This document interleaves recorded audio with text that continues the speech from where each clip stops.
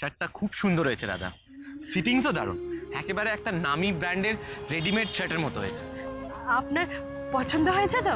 পছন্দ মানে আমার খুব পছন্দ হয়েছে, কিন্তু তুমি আমার মাপটাপ না নিয়ে এত ভালো ফিটিংসের শার্ট বানালে কি করে? পুরো ব্যাপারটাই জলের মতো ক্লিয়ার হয়ে যেত যদি একবার আমি হারুকে অ্যারেস্ট করতে পারতাম। হারুকে আমাকে ধরতেই হবে। খাবো না। আমি কিন্তু সব টের পেয়ে যাই আপনি কি খাচ্ছেন না খাচ্ছেন। আমি কিন্তু ওষুধও খাবো না।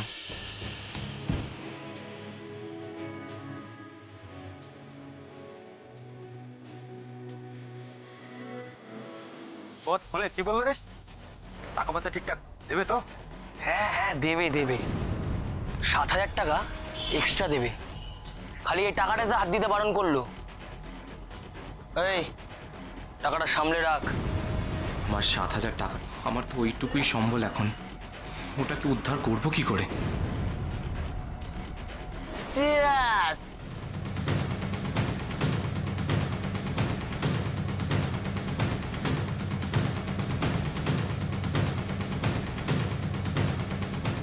আমাকে যদি এক্ষুনি গিয়ে হাতাহাতি করে মারামারি করে টাকা শাড়ি যদি উদ্ধার করতে চায়, তাহলে ওরা দুটোই ক্ষতি করে দিতে পারে। কারণ ওরা তো টাকা বা শাড়ির লোভে এই ছিনতাইটা করেনি, রাদার ওরা কারো ইনস্ট্রাকশনে আমার ক্ষতি করার জন্য এটা করেছে। কিন্তু আমার তো টাকা আর শাড়ি দুটোই চাই। কি করব এখন?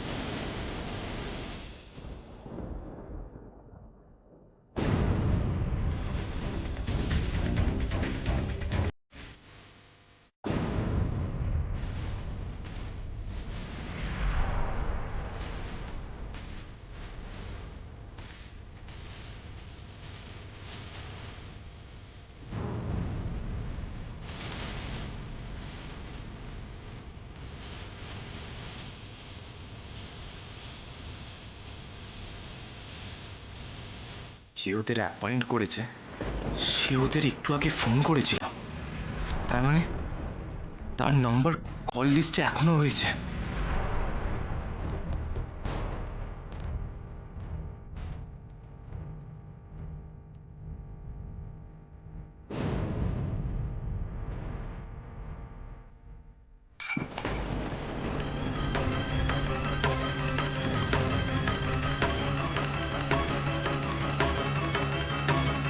লাস্ট 5টা ডিজিট কি যেন দেখলাম?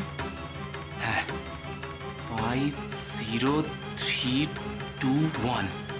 হ্যাঁ, কার নাম্বার এটা?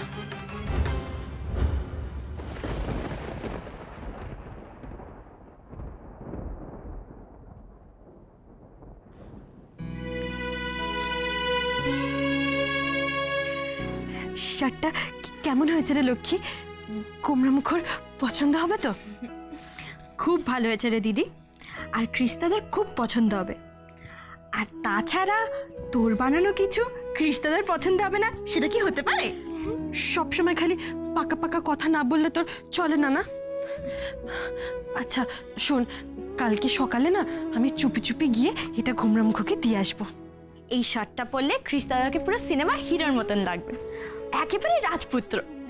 রাজপুত্রের মতো লাগবে কি রে? কুমড়ামুখ তো সত্যিকারের রাজপুত্রই, কিন্তু রাজপুত্রের কপাল দেখ, অত বড় ফ্যাশন ইন্ডাস্ট্রির মালিক, তাকে কিনা ধান কেটে বানানো শার্ট পরতে হচ্ছে, রাস্তায় রাস্তায় শাড়ি ফেরি করে বেড়াতে হচ্ছে। তুই রূপকথার গল্প পড়িসনি দিদি? সেখানেও তো রাজপুত্রদের কত কষ্ট সহ্য করে রাক্ষস কক্ষসদের সাথে লড়াই করে তবে রাজকন্যাকে উদ্ধার করে পক্ষীরাজের ঘোড়ায় চড়ে স্বপ্নের রাজ্যে উড়ে গেছিল। কুমড়ামুখ একদিন খুব বড় একজন মানুষ হবে। আজকের এই ত্যাগী ওনাকে একদিন খুব বড় মনের মানুষ করে তুলবে, খুব বড়।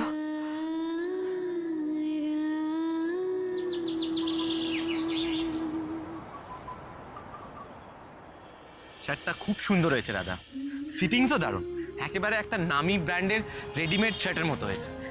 আপনার পছন্দ হয়েছে তো? পছন্দ মানে আমার খুব পছন্দ হয়েছে, কিন্তু তুমি আমার মাপটাপ না নিয়ে এত ভালো ফিটিংসের শার্ট বানালে কি করে? আপনাকে যে আমি আগের থেকে আরো অনেক বেশি করে চিনতে শিখেছি গোমরামুখ, আরো বেশি করে জানতে শিখেছি, তাই আর মাপ লাগে না, মনের আন্দাজেই সব হয়ে যায়। রাধা, আমি একটা জিনিস কিছুতেই আন্দাজ করতে পারছি না, কিছুতেই বুঝতে পারছি না আমার সঙ্গে এই শত্রুতা কে করতে পারে। শত্রুতা মানে? আবার কিছু হয়েছে নাকি?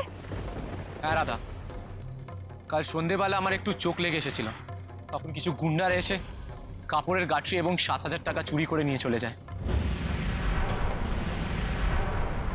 কি? তারপর তারপর আপনি গাড়িটা ফিরিয়ে আনলেন কি করে? তারপর আমি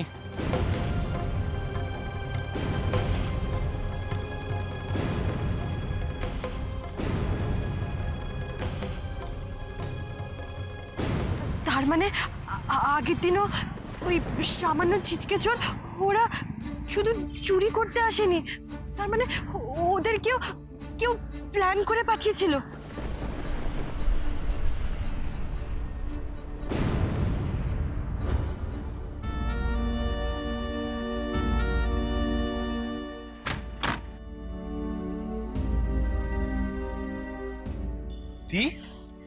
তুই এসেছিস? কেন আমি আমার এই ভাইটাকে আর আমার এই বোনটাকে দেখতে আসতে পারি না?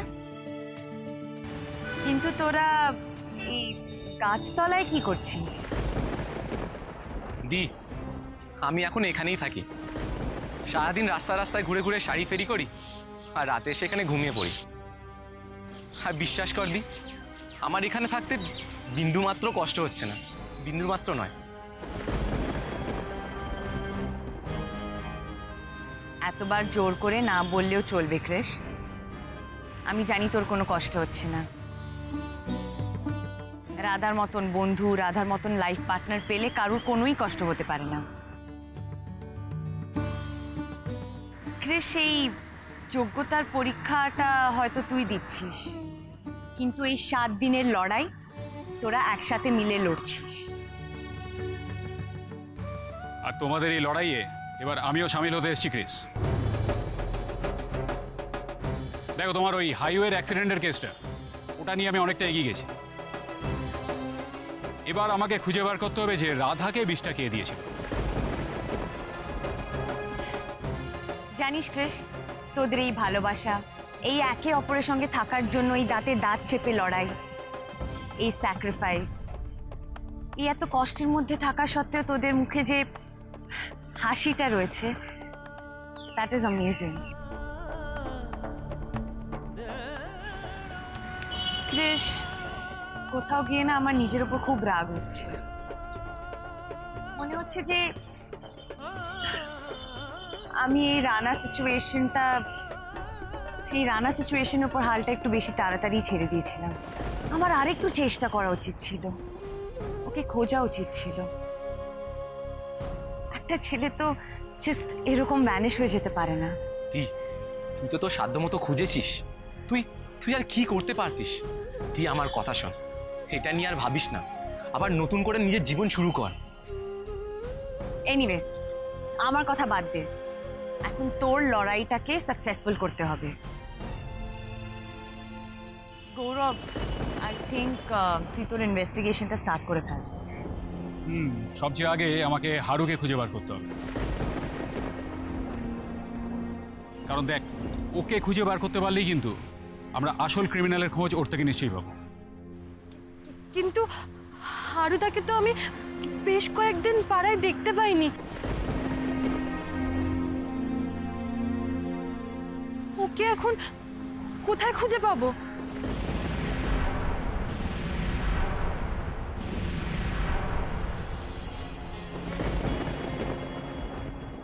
হারুকে কোথায় কিভাবে খুঁজে পাওয়া যাবে এখন সেই প্রশ্নটাই হচ্ছে আমাদের সামনে সবচেয়ে বড় প্রশ্ন। পুলিশ অলরেডি ওর মোবাইল ট্র্যাক করা শুরু করে দিয়েছে, কিন্তু দেখা যাচ্ছে এতগুলো দিনের মধ্যে ও একবার মাত্র ওর মোবাইল সুইচ অন করেছে। আর ঠিক তখনই ওর মোবাইলের লোকেশন ট্র্যাক করে দেখা গেছে যে ওই কাটোয়ার 20 কিলোমিটার রেডিয়াসের মধ্যেই কোথাও একটা ঘাপটি মেরে লুকিয়েছে। আমি আজকে এখানকার লোকাল পুলিশদের নিয়ে কাটোয়ার আশেপাশে যে কটা গ্রাম আছে সেখানে হারুকে খুঁজতে যাব। কিছু ইনফরমারদেরও ছড়িয়ে রেখেছি যদি কোনো ইনফরমেশন পাওয়া যায় ওখান থেকে। মোটমাট কিছু একটা হবে। হারুকে না ধরে আমি এখান থেকে নড়ছি না। তোমাকে যে কি বলে ধন্যবাদ দেব গৌরবদা। সত্যি হারুকে না ধরা গেলে বাবার কাছে কুমড়ামুখকে নির্দোষ প্রমাণ করাটা খুব কঠিন হয়ে যাবে গো। আরে দাঁড়াও দাঁড়াও, এখনই ধন্যবাদ দেওয়ার মতো কিছু হয়নি। আমি তো কাজটাই করতে পারিনি এখনো। আচ্ছা শোন, আমি আর লেট করতে চাইছি না, আমি এখন কাটোয়া থানার দিকে একটু রওনা দেবো। আরে দাঁড়া, আমিও তো কলকাতায় ফিরবো, আমি তোকে ড্রপ করে দিচ্ছি। কলকাতায় ফিরবে মানে? এই তো এলে, এই চলে যাবে? না না, তোমাকে কলকাতা যেতে দেবো না।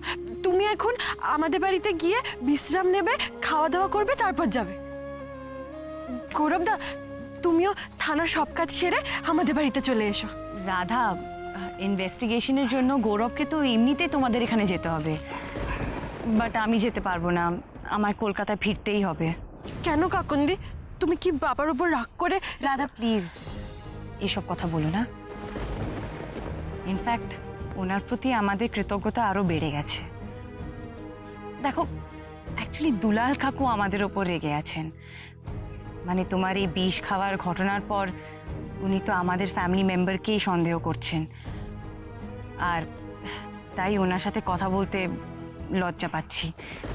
রাধা শোনো, এই সব কিছু মিটে যাক, তুমি আমাদের বাড়িতে ফিরে এসো, তারপর আমরা সবাই মিলে তোমাদের এখানে আসবো, খুব হই হুল্লোড় করবো, খাওয়া দাওয়া করব। কিন্তু আজ আমার ড্যাডের কাছে যেতেই হবে। আঙ্কেল আন্টি তো এখানে আছে, মম বিদেশ চলে গেছে, ড্যাডের কাছে এখন আমার থাকা দরকার।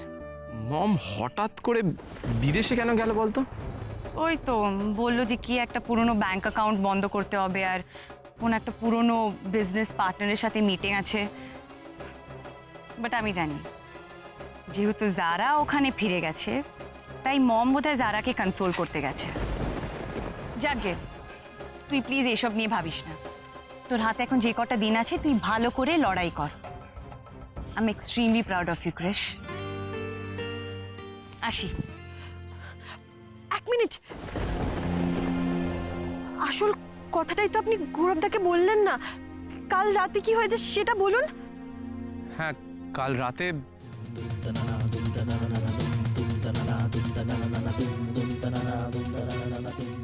লাস্ট 5টা ডিজিট ছিল 55031।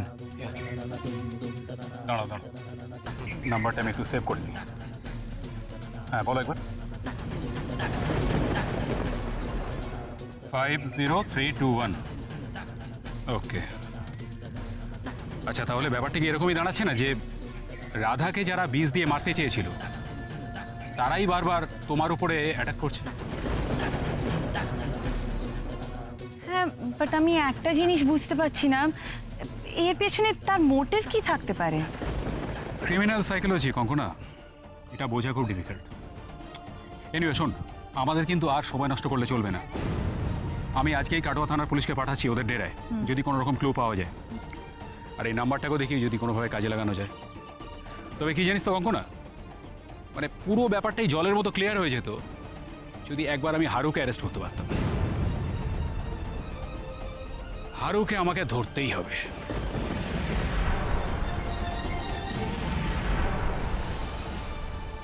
কিরে, না না, তোর ব্যাপারটা কি? ওই 7,000 টাকা আমার কাছে দিয়ে যাচ্ছিস না কেন? কখন দিবি, কোথায় দিবি বল।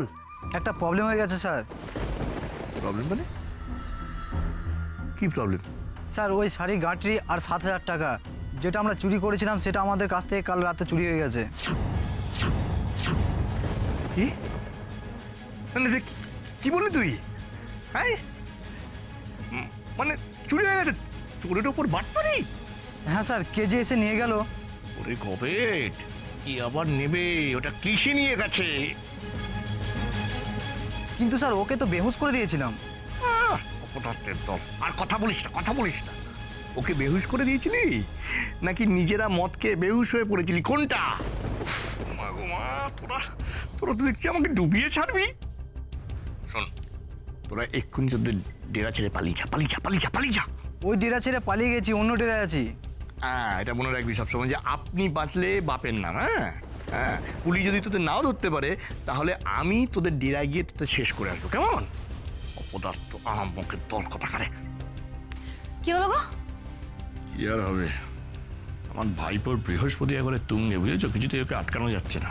ওই গুন্ডাদের ডেরা থেকে কৃষ নিজের ওই মালপত্র টাকা পয়সা সব নিয়ে চলে গেছে। কি আমি বলেছিলাম না?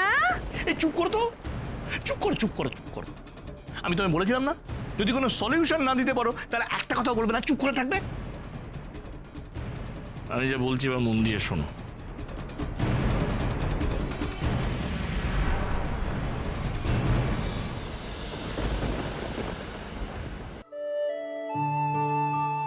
রাধা, তুমি আমার সঙ্গে আর কত দূর যাবে বলো তো? যাও, বাড়ি ফিরে যাও। এত রোদে আর ঘোরাঘুরি করতে হবে না। আপনি শাড়ি বিক্রি করতে নোনা পুকুরের ওদিকে যাচ্ছেন না? তাই আমিও যাবো আপনার সঙ্গে। না না, পাগল নাকি? এমনি তুমি দুদিন আগে এত বড় একটা অসুখ থেকে উঠলে, তারপর কাল সারা রাত জেগে তুমি আমার জন্য শার্ট বানিয়েছো। আজকে তুমি রেস্ট নেবে, বুঝলে? আপনি এই চাঁদি ফাটা রোদ্দুরে রাস্তা রাস্তায় ঘুরে ঘুরে শাড়ি বিক্রি করবেন, আর আমি বাড়িতে পাখার তলায় বসে অকর্মণ্যের মতো বিশ্রাম নেব? তা কখনো হয় বলুন? অকর্মণ্য কে বলেছে? তুমি যে প্রতি মুহূর্তে আমাকে ইন্সপায়ার করে চলেছো, আমাকে উৎসাহ দিয়ে চলেছো, আমার যে কোনো বিপদে জান প্রাণ দিয়ে ঝাঁপিয়ে পড়েছো, সেটা কি কম বড় কাজ রাধা? জেদ করো না রাধা, প্লিজ বাড়ি ফিরে যাও। কুমড়া মুখ। রাধা, একটা কথা বোঝার চেষ্টা করো। তুমি যদি এত রোদে ঘোরাঘুরি করে অসুস্থ হয়ে পড়ো, তাহলে কি আমি আমার কাজটা মন দিয়ে করতে পারবো? আমার এখন কত কাজ তুমি জানো? কাল আমি 7,000 টাকা রোজগার করে কত এক্সাইটেড হয়ে পড়েছিলাম। মনে মনে ভাবছিলাম আর 3,000 টাকা রোজগার করলেই হবে। সুবল তাঁতির কাছ থেকে যে মাত্র 1,000 টাকা দিয়ে শাড়ি নিয়েছি, তাকে যে সমস্ত টাকা ফেরত দিতে হবে সেই কথা মাথায় ছিল না। সব মিলিয়ে 30,000 টাকা রোজগার হলে সুবল তাঁতির 20,000 টাকা দিয়ে আমার কাছে 10,000 টাকা থাকবে, বুঝেছো? হয়ে যাবে, হাতে তো সময় আছে, সে রোজগারও হয়ে যাবে। আর আপনি যেখানেই শাড়ি বিক্রি করতে যাচ্ছেন সেখানেই তো লোকেরা আপনাকে এত ভালোবেসে ফেলছে, সব রোজগার হয়ে যাবে দেখবেন। হ্যাঁ, আর এই এত টাকা রোজগার করতে হলে আমাকে মাথা ঠান্ডা রাখতে হবে, কাজে মনোযোগ দিতে হবে। আর আমি তখনই কাজে মনোযোগ দিতে পারবো যখন আমি জানবো তুমি দুলাল আঙ্কেলের বাড়িতে সেফ কাস্টাডিতে আছো। বুঝেছি, ঘুরে ফিরে খালি আমাকে বাড়ি পাঠানোর তাল, তাই না? বাড়ি আমি ফিরে যেতে পারি, কিন্তু আমার একটা শর্ত আছে। শর্ত? কি শর্ত? শর্তটা হলো এটাই যে এখন থেকে আমার এই মোবাইলটা আপনার কাছে থাকবে, আর আমি আমাদের বাড়িতে থাকা আপনার মোবাইলটা, ওইটা থেকে এই মোবাইলে ফোন করে খবর নেব আপনার। মোবাইল দিয়ে কি হবে রাধা? মোবাইলটা তোমার কাছেই থাক। না, আমি বাড়িতে ভালো আছি জানলে আপনার যেমন কাজে মন বসবে, সেরকম আপনার খবরটাও আমার মাঝে মাঝে পাওয়াটা জরুরি ভালো থাকার জন্য। আমি আপনাকে বেশি জ্বালাবো না গোমরামুখ, ওই ঘন্টায় একবার ফোন করে করে আপনার খবর নেব। প্রতি ঘন্টায় একবার? ঠিক আছে, তাহলে ঘন্টায় 2বার করব। রাধা, ঠিক আছে বাবা, বেশি জ্বালাতন করব না। যান, আপনি এবার এগোন, আপনার তো দেরি হয়ে যাচ্ছে। আমিও বাড়ি যাই। আর আপনি কিন্তু থেকে থেকে জলটা খাবেন বলে দিলাম, আর দুপুরে কিন্তু ভাত খেয়ে নেবেন, মাছ ভাত, একদম কিন্তু কিপটেমো করবেন না, না হলে কিন্তু আমিও খাবো না। আমি কিন্তু সব টের পেয়ে যাই আপনি কি খাচ্ছেন না খাচ্ছেন। আমি কিন্তু ওষুধও খাবো না।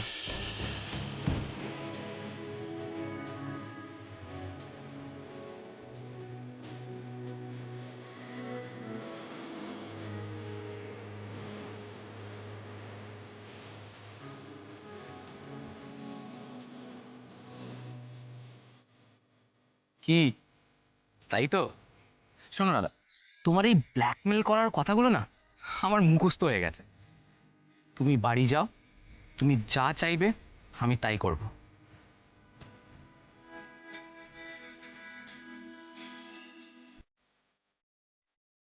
যাও রাধা। নিন এটা, আমি এবার আসি।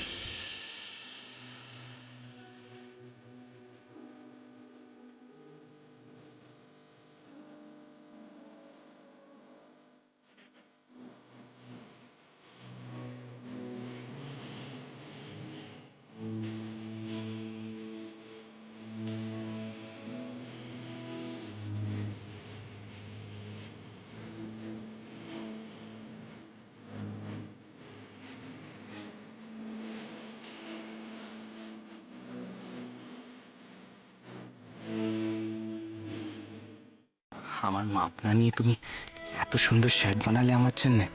রাধা, তুমি সত্যি খুব বড় শিল্পী। তবে তুমি সব থেকে ভালো যে শিল্পটা জানো, সেটা হলো অন্য কারোর মুখে খুব সহজে হাসি ফোটানো শিল্প। এই দেখো, এই শার্ট আর মোবাইল দিয়ে আমার এই স্ট্রাগলের মধ্যেও আমার মনটাকে কি আনন্দই ভরিয়ে দিলে তুমি।